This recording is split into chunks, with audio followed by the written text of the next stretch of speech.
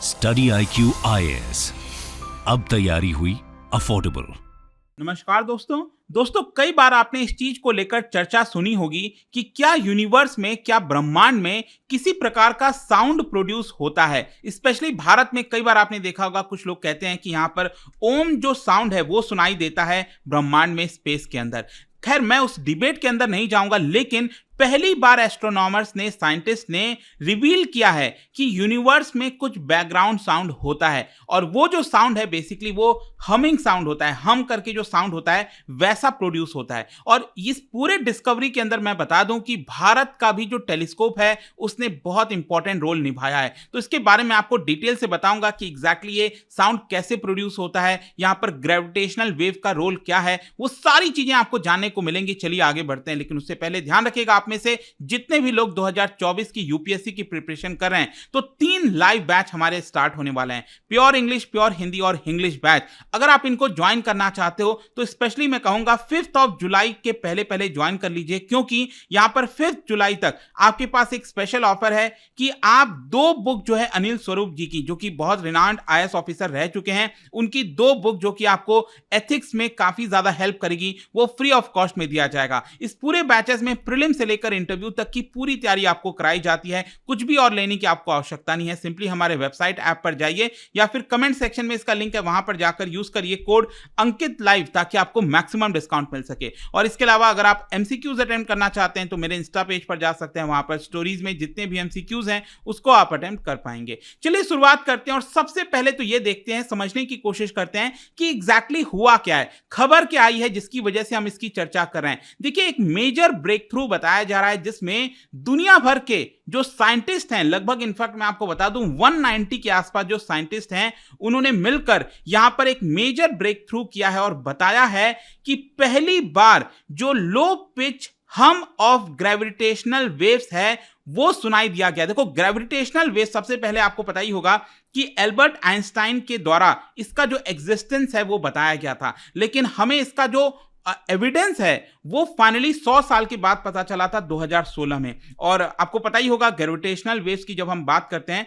तो यहां पर जो 2 ब्लैक होल्स हैं वो जब मर्ज होते हैं तो उससे जो वेव्स क्रिएट होती हैं उसी को हम ग्रेविटेशनल वेव्स कहते हैं, राइट। तो यहां पर क्या है, ग्रेविटेशनल वेव्स के बैकग्राउंड में ये जो हम साउंड है उसको डिटेक्ट किया गया है साइंटिस्ट के द्वारा। और जैसा मैं आपको बता रहा था कि जो साइंटिस्ट की हम बात कर रहे हैं, इसमें भारत के 7 इंडियन इंस्टीट्यूट्स के साइंटिस्ट भी आपको देखने को मिलेंगे। और भारत का upgraded giant metre wave radio telescope, वो भी जो कि पुणे के अंदर है, वो भी दुनिया के, क्योंकि ये जो पूरा डिस्कवरी किया गया है वो दुनिया भर के 6 मोस्ट सेंसिटिव रेडियो टेलीस्कोप के माध्यम से किया गया है, जिसमें से एक टेलीस्कोप पुणे के अंदर, ये जो आप देख रहे हो giant metre wave radio telescope, इसका इंपॉर्टेंट रोल रहा है। ग्रेविटेशनल वेव, जैसा कि मैं आपको कह रहा था कि they are thought to have originated from the merger of super massive black hole. Basically जो 2 सुपर मैसिव ब्लैक होल आपस में मर्ज होते हैं, तो स्पेशली बताया जाता है कि यूनिवर्स के स्टार्टिंग में, जब यूनिवर्स क्रिएट हो रहा होगा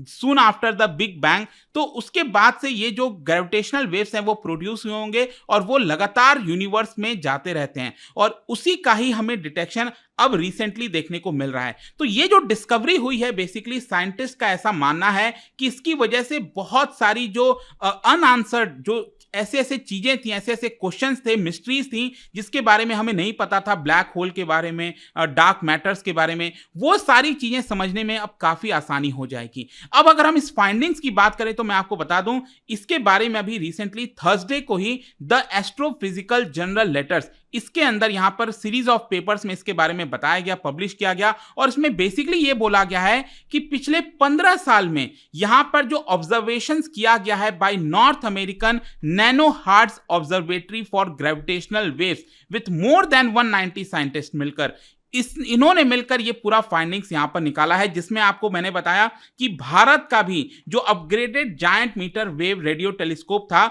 उसका इस्तेमाल किया गया है। और उसमें मैं आपको बता दूं, यहां पर इंडियन पल्सर टाइमिंग अरे, इनका इस्तेमाल किया गया है, जिसके माध्यम से ये डिस्कवरी करने में, पता कराने में काफी ज्यादा मदद मिला है। देखो, जहां तक भारत के इंडियन टेलीस्कोप की बात है, मैं आपको बता दूं कि भारत के टेलीस्कोप का रोल क्या था। बेसिकली क्या है ना कि ये जो वेव्स निकल रहे हैं, ये जो ग्रेविटेशनल वेव्स हैं, उसमें जो बैकग्राउंड में साउंड है उसको कलेक्ट करना, उसको करेक्ट करना, उसके जो सिग्नल्स आ रहे हैं उसके एक्यूरेसी को मैच करना यूरोपियन काउंटर पार्ट के साथ। क्योंकि क्या होता था कि जब ये पृथ्वी की तरफ आते थे तो यहां पर क्या है कि जो यूरोपियन काउंटर पार्ट्स थे वो हमें पहले ही सूचित कर देते थे कि ऐसा कुछ साउंड हुआ है, और उसी के जस्ट तुरंत यहां पर क्या होता था कि भारत के अंदर जो टेलीस्कोप है वो उस सिग्नल को डिटेक्ट करता था और उसको मैच करने की कोशिश करता था। वैसे मैं आपको बता दूं, सबसे पहली बार जो पल्सर टाइमिंग अरे है इसका एक्सपेरिमेंट स्टार्ट किया गया था 2002 में, और भारत का जो टेलीस्कोप है इंडियन पल्सर टाइमिंग अरे उसको 2016 में इंक्लूड किया गया था। तो भारत का जो रोल है वो अगेन काफी इंपॉर्टेंट रोल हो जाता है। और मैं आपको जैसा कह रहा था कि भारत के 7 इंस्टीट्यूट जैसे कि एनसीआरए पुणे हो गया, टीआईएफआर मुंबई हो गया, आईआईटी रुड़की हो गया, आईएसईआर भोपाल हो गया, इस तरह के कई सारे भारत के साइंटिस्ट भी इस डिस्कवरी के अंदर इन्वॉल्व हैं। अब देखिए यहां पर आप में से एक बहुत ही जाहिर क्वेश्चन आ सकता है, कई लोग पूछ सकते हैं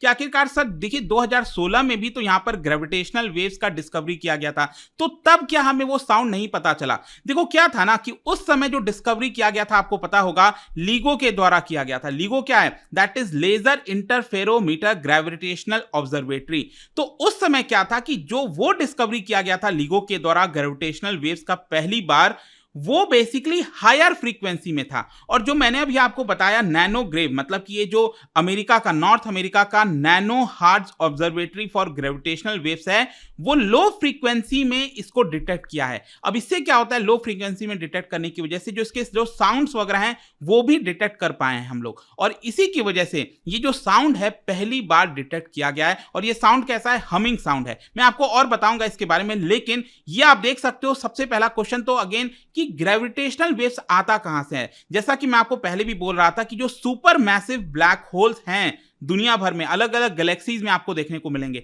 जैसे हमारी जो मिल्की वे गैलेक्सी है उसमें भी आपको सुपर मैसिव ब्लैक होल्स देखने को मिलते हैं, हर एक गैलेक्सी में देखने को मिलते हैं। तो क्या है कि ये जो गैलेक्सीज मर्ज होते हैं आपस में, जब दो गैलेक्सी आपस में मर्ज होंगे तो उसके अंदर जो सुपर मैसिव होल है वो भी तो आपस में मर्ज होगा। तो जब ये मर्ज होते हैं ना सुपर मैसिव ब्लैक होल, तब हमें ये ग्रेविटेशनल वेव्स देखने को मिलता है। और ये हमिंग साउंड क्या है?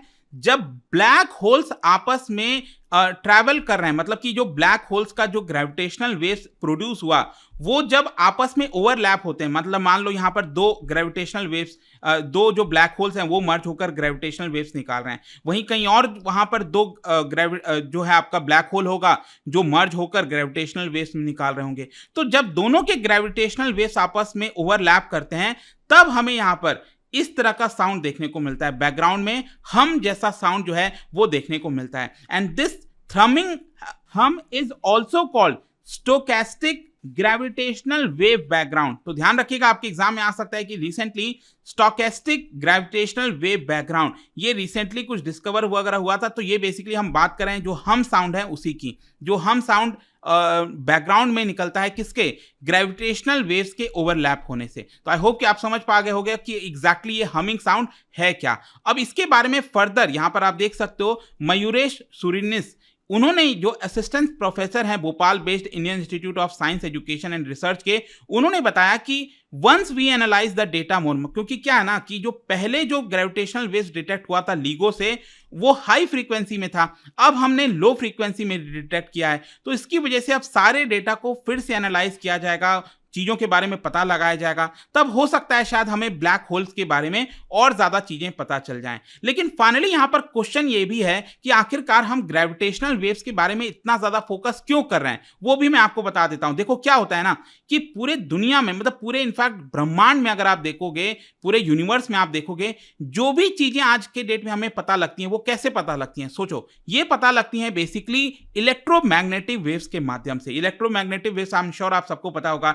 जिसमें विजिबल लाइट भी आता है, रेडियो वेव्स हो गया, इंफ्रारेड वेव्स हो गया। तो हमने क्या कर रखे हैं, हम लोगों ने पृथ्वी पर और एटमॉस्फेयर में कई सारे टेलीस्कोप लगा रखे हैं। तो जब भी पूरे ब्रह्मांड में से कोई भी हमें इलेक्ट्रोमैग्नेटिक रेडिएशन निकलते हुए आता है, पास होता है पृथ्वी से, तो हमें उसके बारे में पता चल जाता है। लेकिन आपको यह समझना है कि ये सारी चीजें हम तभी पता लगा सकते हैं जो चीजें विजिबल हैं। हाँ, आई एम श्योर आप सबको ये भी बात पता होगी, पूरे ब्रह्मांड में 95% चीजें ऐसी हैं जो कि डार्क मैटर और डार्क एनर्जी कहलाती हैं। तो वो चीजें तो हम देख नहीं सकते हैं because they are dark matter and dark energy, हमें उसके बारे में पता नहीं चलता। तो बेसिकली क्या है कि जो चीजें हमें दिख जाती हैं, चाहे वो छोटी हो, बड़ी हो, जितनी हो, वो हम मैग्नेटिक रेडिएशन के माध्यम से पता लगाते हैं। लेकिन जो चीजें 95% है, डार्क एनर्जी, डार्क मैटर, जिसके अंदर ग्रेविटेशनल वेव्स भी आता है, ब्लैक होल्स भी आता है, तो वो सारी चीजें हम कैसे पता लगाएंगे? वो चीजें बेसिकली अब बताया जाता है कि ग्रेविटेशनल वेव्स के माध्यम से हम पता लगा सकते हैं। और ये ग्रेविटेशनल वेव्स कब पता चला था? लगभग 8 साल पहले, 2016 में मैंने आपको बताया। और तब जाकर पहली बार साइंटिस्ट ने जो ब्लैक होल का एग्जिस्टेंस है वो भी पता लगाया था। हम ऐसा सोचते तो थे कि ब्लैक होल है, लेकिन पहली बार उसका एविडेंस हमें कब पता चला? जब हमें ग्रेविटेशनल वेव्स हमने डिटेक्ट किया लगभग 8 साल पहले। तो इसी की वजह से जो चीजें इनविजिबल हैं, जो चीज हम देख नहीं सकते, उसके बारे में हम पता ग्रेविटेशनल वेव्स के माध्यम से लगा सकते हैं। इसी की वजह से मैं आपसे कह रहा हूं कि ग्रेविटेशनल वेव्स इतना ज्यादा इंपॉर्टेंट हो जाता है साइंटिस्ट के लिए और पता लगाने के लिए। और इसी ग्रेविटेशनल वेव्स से निकलता है हम साउंड, जो कि पहली बार साइंटिस्ट ने डिस्कवर किया। आई होप कि अब आपको समझ में आ गया होगा कि एग्जैक्टली ये खबर क्या चल रही थी इतने पिछले 2-3 दिनों से। और जाने से पहले एक इंटरेस्टिंग क्वेश्चन, क्या बता सकते हो कि इलेक्ट्रोमैग्नेटिक वेव्स ये बेसिकली किस चीज से प्रोड्यूस होता है? ये 4 ऑप्शन है, इसका राइट आंसर दीजिए। इसका सही उत्तर आप सबको पता है, मेरे इंस्टाग्राम पर तो मिलेगा ही, वहां पर अगर आप नहीं, कोई बात नहीं, टेलीग्राम से भी ले सकते हैं इसका सही उत्तर। मैं कई सारे जो एमसीक्यूज हैं वो यहाँ पर स्टोरीज में डालता रहता हूं। बाकी अगर आपको पीडीएफ चाहिए तो टेलीग्राम पर आइए, अलग अलग सोशल मीडिया पर आप जुड़ पाओगे। और जैसा मैंने बताया था, यूपीएससी की अगर आप तैयारी कर रहे हो, just use the code Ankit live to get maximum discount. कोई भी बैच लेना, और याद रखिएगा अगर आप 5 जुलाई तक बैच लेते हैं तो यहाँ पर आपको जो 2 बुक है अनिल स्वरूप जी की, वो आपको फ्री ऑफ कॉस्ट में दी जाएंगी। एंड आई होप कि वीडियो आपको पसंद आया होगा। मिलता हूं आपसे next time. Till then, thank you very much. See you soon.